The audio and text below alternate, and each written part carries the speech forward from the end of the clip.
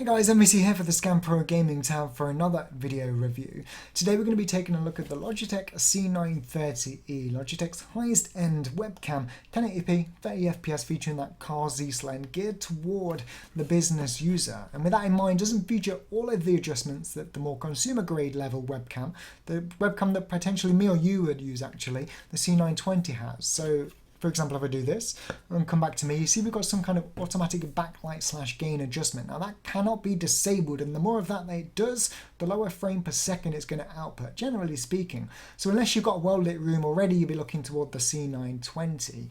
But hopefully we're going to look at the two, compare the two feature sets on the two webcams and decide for you which one you should be going for.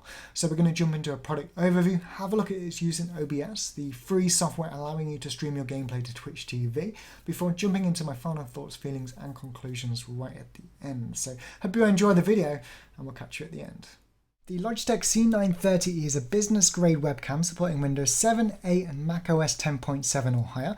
It's a full HD 1080p 30fps webcam with up to 4x zoom and a car Z lens for extremely clear image quality.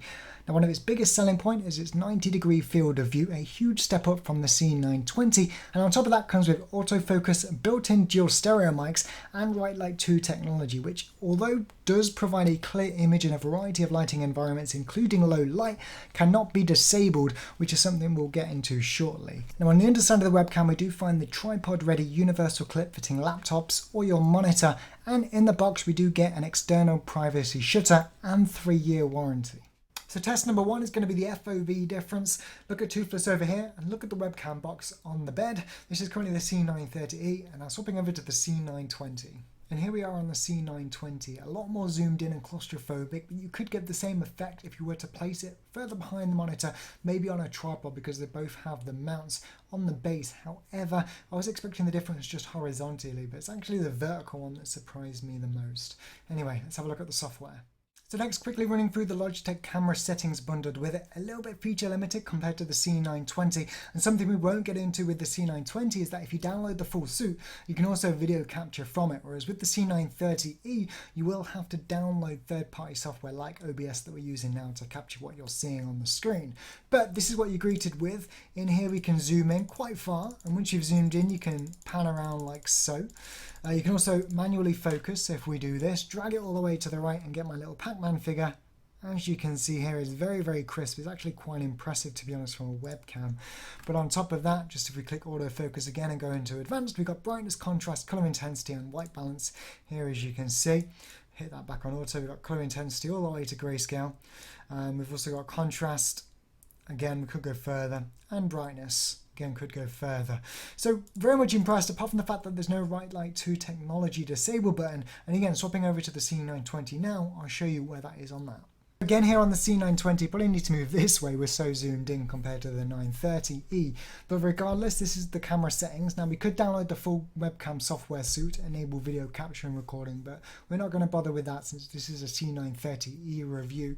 But what I want to talk about and what's lacking on the 930e is, although this part is the same, the zoom, the pan, the autofocus, the manual focus, under advanced settings, if we just quickly disable white balance, we actually have the ability to disable bright light and disable the automatic gain if we quickly tab back in. So what this means is when I do this, the lighting is not changing, which is great because it means you can add your preferred amount of exposure and gain, which means that, just worst case example, if I was to do this and move around, you can see the frame rate is lower. This is kind of the effect that Bright Light 2 will give beyond a certain point. Now, whilst Bright Light 2 is a little bit better implemented than Bright Light 1 technology when it's automatically enabled here, it still is a bit of a pain because you're always going to get the constant adjustment when you're flailing your arms around on the C930e, whereas you can disable it on this and just set a specific amount. And that's what I like, and this is where it's probably going to sway you from one to the other. Our next test is audio. We're currently recording the microphone from the C930e at 90%. It's about a foot away on top of my monitor, and this is how it sounds. But over to the C920. And now talking into the C920, it's about a foot away, volume's at 90%, and right sound is currently enabled. But if we disable it, This is how it currently sounds. Again, 90%, again about a foot away. And I'm sure you'll agree, neither microphone on the C930e or the C920 you're really going to be wanting to take advantage of. Make sure you use a headset mic or an external USB condenser if you're serious. And for a final test, we've closed the blinds. It's relatively dark in here, not pitch black of course, but the C930e is making use of bright light technology too to dynamically alter the gain. And as you can see, the frame rate is definitely lower. So whilst it's doing a very good job of keeping it bright, and to be honest, this will probably be okay at 99% of people that use it, it's still kind of annoying if your gameplay was 30 or 60 FPS and then you're here chopping around, and not only that, but you may be flailing and it's continually altering the backlight.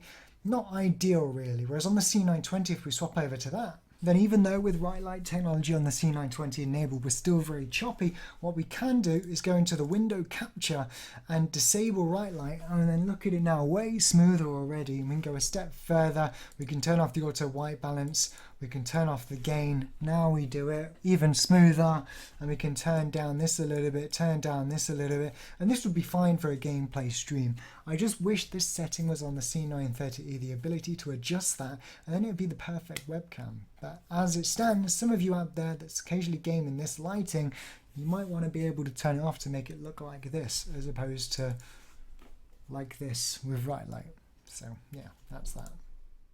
So final thoughts then for the Logitech C930e. Well, they kind of already answered it on their website. It is geared toward the more business end user. You don't get the same software bundled with it. If you want to record, you need external third-party software like OBS, or just go directly into Skype. That will work fine. But for me, you don't necessarily need to be in an office environment. It does get its use at home. It's just you need to guarantee yourself, in my opinion, a well-lit environment. Because even though it's got Bright Light 2 technology and it does a good job in dark and light rooms, when it starts to do that adjustment, flailing your arms around, it starts flickering, it's a little bit annoying. And only that, but the more it does, the lower frame rate you get. So whilst it is a step up from the C920, I just like to be able to turn it off. So I kind of see the C930e as all your eggs in one basket webcam. If you can guarantee yourself good lighting behind the screen, on the roof, or just daylight, which depending on the time of year, sort of 9 till 6 p.m, then great, go for the C930e. The increased FFE is fantastic. I was expecting just horizontal, but the vertical aspect actually surprised me. Color reproduction is better, it's a lot sharper, although the difference is minimal unless you've got them both side by side, and the autofocus is a lot quicker. And after the autofocus, thanks to Bright Light 2 technology as well, the image quality is just amazing. But if you don't want to put all your eggs in one basket, or maybe you can't guarantee yourself a well-lit room, or you're just not sure, the C920 presents the safer bet. And up until the C930e, the C920 is best in class on market by a long way. Now that's not to say that these two webcams are perfect. I mean, firstly, again, being unable to disable that technology is kind of annoying, but secondly, I think we're about at the time where 60 FPS should be becoming standard. So I'd like to see in the next iteration of a Logitech webcam 60 FPS, because I honestly think these cameras are unbeatable. And if you combine the two aspects plus 60 FPS, we could be en route for the ultimate webcam. But right now it's kind of a stepping stone, and I think you're going to be happy with either one. It just comes down to your needs really. So if you can deal, C930e. If you can't, or you don't want to risk it, C920. You're not going to be disappointed with any of them. But I've been MVC here for the Scan Pro Gaming Tab. If you are in the market, check it out, scan.co.uk. It is available to buy today, but for now, we'll catch you next time. Take care.